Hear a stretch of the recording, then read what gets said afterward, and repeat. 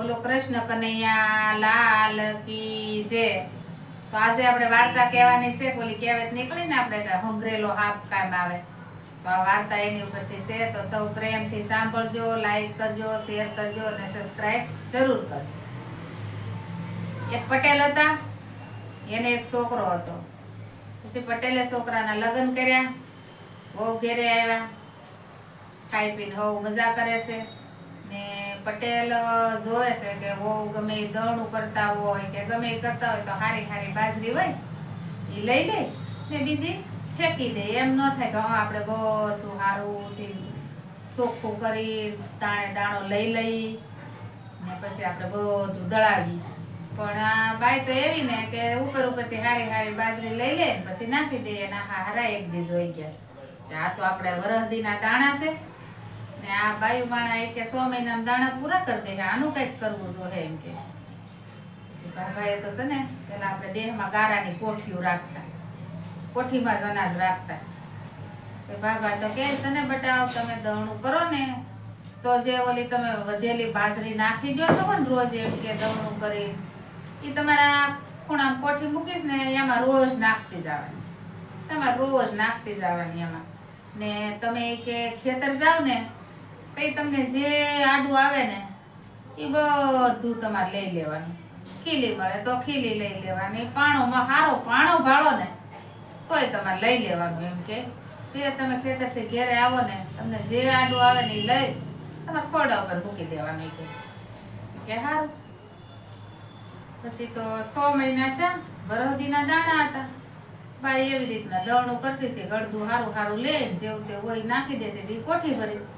100 મહિના ચા કે દાદા દાણા ફૂટી ગયા આપણે કે બેટા વરહદીના દાણા હતા ને દાણા ફૂટી ગયા? તો કે હા દાદા દાણા ફૂટી કે આપણે ઓલા જે થોડા થોડા થોડા કરી કરીને ઓલા કોઠીમાં નાખ્યા છે ને ઈ કાઢો હવે એમ કે એમાંથી હારા કરી કરીને હવે ખાવ।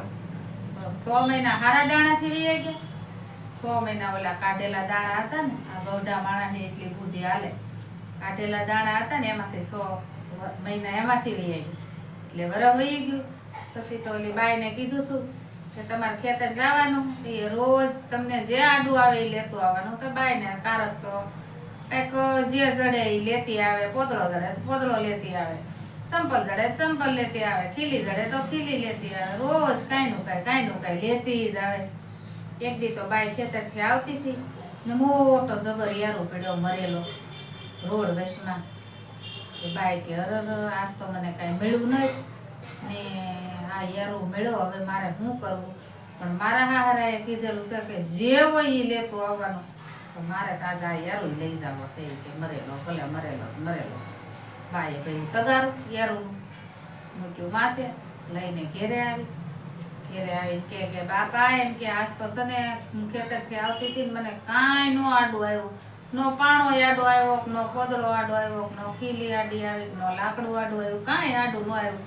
આ રોડ વસાળે કે મરેલો યારું પડ્યો હતો ને એ કે યારું હતો એ કે પણ તમે કીધું તું કે જે મળે એ લેતો આવવાનું કે પછી હું તો યારું તગારું ભરતી આવી મરેલો, હવે આને શું કરવું? એ કે કાંઈ નહીં બેટા ખોરડા ઉપર નાખજો ને યારું તો યારું ખોરડા ઉપર નાખજો એમ। એને મરેલો યારું ખોરડા ઉપર નાખી દીધો। પછી નદી કાંઠે રાજકુમારી નાવા આવ્યા,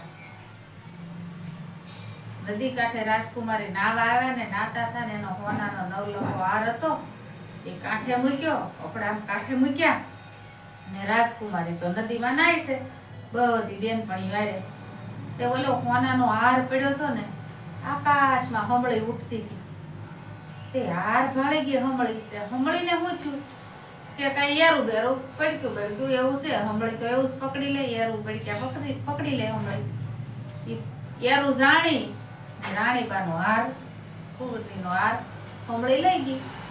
પછી તો એ તો કઈ અંબાઈ ની ઉઠતા ઉઠતા આકાશમાં વહી ગઈ, કુંવરી ઘરે આવી ગયા મારો હાર તો એ કે હમળી લઈ ગઈ। પછી જ્યાં ઓલા પટેલનું ઘર હતું ને ત્યાં મરેલો યારું પડ્યો હતો, હમળી ઉઠતી જાતી હતી ને ત્યાં એને એ મરેલો યારું નજરમાં આવ્યો। હમળી કે હામે બોલે પણ એ મોટો જબર યારું છે, હમળીને વિચાર આવ્યો કે હાલ ઈ યારું પકડી લો, જ્યાં હેઠે ઉતરી ત્યાં તો એ તો હકીકતનો યારું હતો મરેલો ને હમણાં એને નવલખો હાર મૂકી દીધો ને યારું લઈને વહી ગઈ. બાબા કે આપણા ખોરડા ઉપર હું સમકે છે એમ કે તમે યારું મરેલો મૂક્યો છો.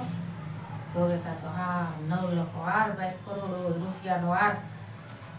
બાબા રાજી રાજી થઈ ગયા કે જો હું કહેતો હતો ને કે તમને જે મળે ને એ લેતું આવવાનું, એ કારક કાયમ લાગે. તો તે પછી તો બાબાને એ નવલખો હાર મેળવો ને ઘરમાં હારું થયું ને ત્યારથી આપણે કહેવત નીકળી છે કે આ કહીએ ને આપણે કે હંગરેલો હાપ કામ આવે, ત્યારથી પછી બધાએ આ કહેવત પડી કે હંગરેલો હાપ કામ આવે. એ જો મરેલો યારો લાવી હતી ને ખોરડા ઉપર મૂક્યો, એના નસીબમાં હાપને બદલે હાર મેળો, તો ત્યારથી આ કહેવત નીકળી છે કે હંગરેલો હાપ કામ આવે. તો કોઈ પણ વસ્તુ હોય એને આપણે હંગરી હોય ને તો ગમે ત્યારે ભવિષ્યમાં ફોવર છે એ આપણને કામ આવે કરી. તો મારી વાર્તા સારી લાગી હોય તો બધા લાઈક કરજો, શેર કરજો, સબસ્ક્રાઇબ કરજો અને પ્રેમથી વાર્તા સાંભળજો. જય શ્રી કૃષ્ણ.